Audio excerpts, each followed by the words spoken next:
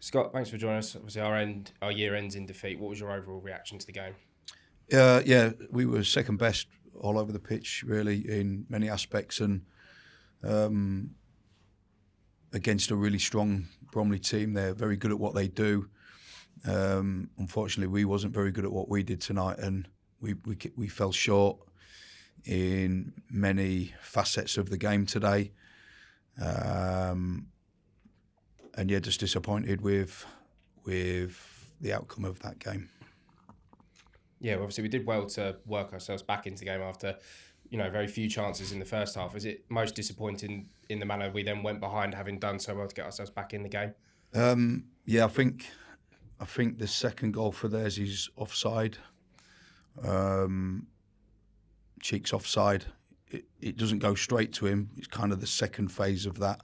But he ends up being in a position he wouldn't be in if he was onside. But listen, I'm not making excuses. We were miles off tonight, and the second goal is the second goal. It is what it is. But what I can't have is players looking like we're beaten at that moment. There's still a long way to go. And I've just said to the players, listen, it wasn't very good tonight. We've got another game in 3 days' time, and I'm not going to give in because that's not how I'm built, and I don't expect them to either. So we pick ourselves up, and we probably have to draw a line under this game tonight. It wasn't very good. It wasn't what we wanted. We've been good at home. I think we were unbeaten in 6 before today's game, and I expected a lot more than what I got. Yeah. What can you put it down to? Is it anything? I know we've spoken a lot about this in the past few weeks, but it sort of differs from game to game, doesn't it, really? Yeah, I can put it down to one thing, in my opinion. We're just at the moment lacking a lot of confidence, which sometimes doesn't make sense to me based on the fact that we are where we are, right? So I understand it in a way, but I also think that it's the same set of lads that set about Swindon Town away from home the other week and was outstanding. And we're so up and down with our performances at the moment, where 1 minute we're unbelievable and the next minute we're unbelievably poor. So the confidence within the group needs to change quickly. And I'm really disappointed with that tonight. I thought that was not very good. With it being obviously this busy festive period, is this the best time to have 2 games in this calendar week, let alone in such a short space of time, on the basis that you just want to get back out there? Yeah, we wish we was playing tonight. Or I do. I just want to get another game underway as quickly as we can. We've got to put that right. You wanted the fans to be behind from the off tonight, and again I felt it was a bit flat, and then we had the unsavoury scenes of them booing the club captain. How disappointing was that? No comment. Fair enough. And how much on the performance tonight was Bromley being good or you being poor? I think we added to Bromley being good. I think we added to that. Right. We didn't. It seemed to me as if we didn't learn anything from the first game, which I did. Yeah. And we went through clips and we went through actions and we went through loads of detail, and it didn't seem as if it didn't sink in, because we looked like we didn't learn anything from that game. It was almost carbon copy of the first game, probably worse actually, because at least in the first game we looked something like in the first half. Tonight I didn't think we looked anything like in both halves. Yeah, and we're halfway through the season now. How do you sum this first half of the season up? Horrendous. Simple as that. Yep. Simple as that. And now we've obviously got the transfer window open on Thursday, or a smile almost. What is your priority, and what would you see as a perfect January transfer window? Yeah, we need some players. Obviously, I think it's clear to see we need some help. I think that's really clear. I think the players in there would like to see good players coming in. Good players like to play with good players, so I think that's clear.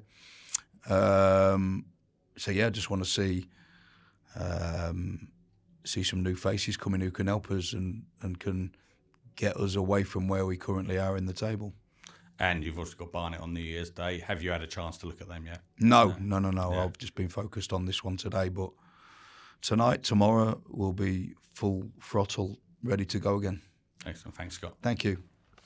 Harry, thanks for joining us. Obviously, that's a difficult way to end 2025. What was your overall reaction to the game? It probably sums up 2025, doesn't it? It's probably a fitting way to go. Glad you said that's the end of it. And hopefully we can put that all behind us, because it's not pretty. Obviously, the boys got relegated last year and find ourselves in a situation where we're in a dogfight. But the lucky thing is I don't know how many games are left, but probably more than 20. So the reality is we're a good month away from just starting afresh and being out of it and maybe seeing what can happen this season, but probably prepping for next season. But that needs to be in this league. That's the situation we're in right now. Yeah, it must be a difficult feeling in the dressing room, obviously. It's never easy going out there, obviously, against good teams like Bromley, but it seems like there's a bit of a lack of confidence. Is that what you say it's down to at the moment? I think every human's used to their habits, and we're in a habit of losing most weeks. And we just can't accept that. That's what we've just said. It looks like we're accepting it. We go 2-1 down and we give away such cheap goals, and it's cliche, but you cannot give goals away like that in this league. And the forwards know, we know we've not scored enough goals, but we just need to stay in games. No one gives us 3 goals. It's criminal. It's identical to when we went away, and that's just one thing we've not done all season. We've not learnt a lesson, and we must be so nice to play against at the moment. Everyone knows that the reality is we go there or they come here, and there's a good chance that you're going to take 3 points, and we just can't accept that, because you look around, football's it's a different industry to most industries, where everyone says, you start at 16, 17, you can earn loads of money, you can do this, do that, and you retire at 35. It's not that simple at this level, where boys have 1-year contracts, 2 years tops probably. So you play like that, you retire at 22, you retire at 24, 18, 19, 28, whatever age you are. Football doesn't owe you anything, and we're in a situation now, if we keep playing like that and we keep turning up, and I understand that the fans are frustrated. I get that. I'm a football fan. You go to football and it's the thing you look forward to all week, and it's a place where you can take your stress away and forget about everything. And if you come and you lose every week, and the thing you look forward to is shit as well, then I fully understand it. But the fans, I presume they come because they all love Crawley. It can't be like tonight. It just can't. And I'm not saying that moaning or complaining, because I understand the frustration.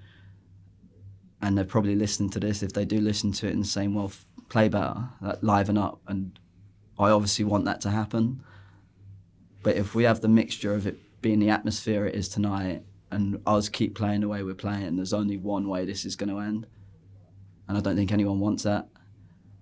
So I understand Crawley fans are turning up probably thinking, same again, but take this how you want it. But I'm asking, please, we need you to come and cheer us on and sing and get behind us. It's a young group. There's not much experience in the group, and we desperately need it, because we're in a position we don't want to be in. And I don't want to say every game's a cup final, because there's 20 games left. We could easily turn this around in a month.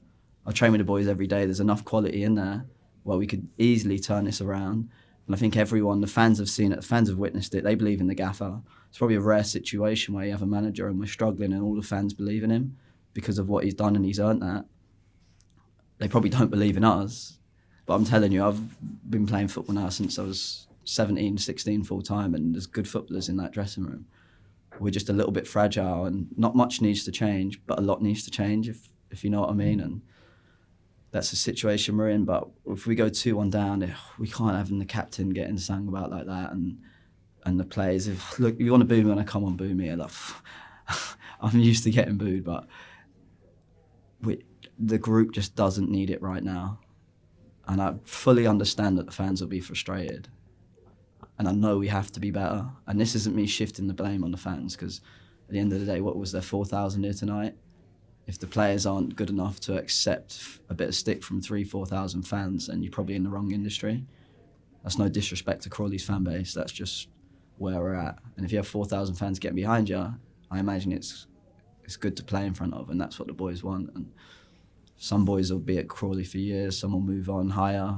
If we keep playing like this, majority of us will be moving on lower, and it's a short career that, well, I don't know, it doesn't owe you anything, so we really need to liven up, and hopefully I do press in a few weeks and we've turned a stone in the new year.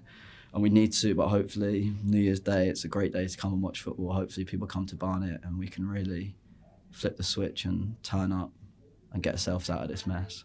Yeah, brilliantly said. And I think a lot of Crawley fans remember a couple of seasons ago or a few seasons ago, I should say, when we were in a similar position towards the end of the season. We were scrapping away looking for survival.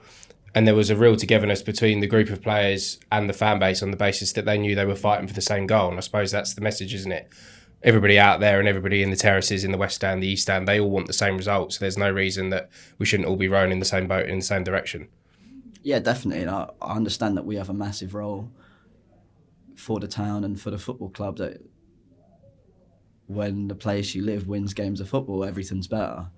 And the last 2 years as a collective of players that have played for Crawley Town, and whoever's been in charge, staff, everyone hasn't done enough. And there's been a lot of misery in the last 18 months at this football club. And it's a massive yo-yo, because obviously the year before they got promoted. So we've seen teams go back-to-back relegated. Forest Green, it's not an easy league to come out of. The one below, obviously only one come up. So I don't even want to think about that, talk about that. There's 20 games to go. Let's not get too carried away. That the first part of the interview has been very doom and gloom, but there's 20 games to go. A lot of things can change, but we need to do that. And that's on us, but we also need help from outside, because right now, I was doing it alone and obviously isn't working. So I'm just asking, please, can you try and get behind us, and we will hopefully get out of this mess. Brilliant. Well said. Yeah, well said, Harry. How is you've had a bit of a knock recently. Are you still coming back from that knock, or are you fully fit now? Do you? Yeah, I was struggling with my ankle and probably came back too soon and rushing it, and came back for 3 games and it just wasn't right. But the situation you're in, you don't really have much choice of seeing it out. So got through the games when I could, and then got an injection, and it's helped it now. Just obviously gone 6-7 weeks without training. So now just getting match fit, and it feels a lot better. It feels good. Good. And talking of getting help, and that's good. We talked to Scott about January transfer window. Do you think there needs to be a lot of additions to the squad? Oh yeah, I just said football's ruthless, and if we keep playing like that, then you're going to get replaced. I think if the gaffer signed someone in anyone's position, no one could complain we haven't been good enough. So I don't know what the budget is. I don't know. Obviously, I'm not in that department of the football club, but I imagine if you look at the group, they're probably not too happy with us right now, and we need to back our ideas up really fast. Thanks, Harry. Cheers.